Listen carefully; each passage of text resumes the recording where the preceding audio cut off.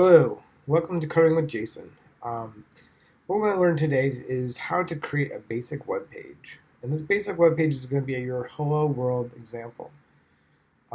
First, what we're going to do is we're going to start within our code editor. The code editor I'm choosing is Visual Studio Code. It's a very easy editor to do. And what we're going to do is we're going to start by creating the file first. And the first file we're going to create is called the index.html page. So we're going to create a new file, index.html, and all HTML files will have an HTML ending as the file extension. Next, what we're going to do is we're going to start writing out our code for our web page. First, we need to define it as a HTML page itself. To do that, we create a doc type of the page. So we do a tag that says doc type, and we're going to label it as HTML. Next, what we need to do is we need to define the structure of the page.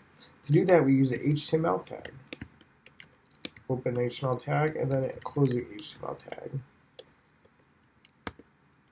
To give you kind of an idea of how to visualize the structure of the page, think of it as a human body. There's a head and a body to an HTML page, so we'll add those tags as well.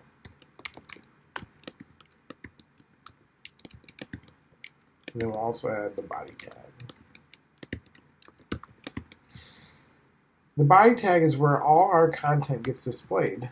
So whatever text, whatever images, assets, things like that you want to display gets placed into the body tag. So we're going to do hello world as our example and save this. And now we can go and view our page, and we see we have hello world.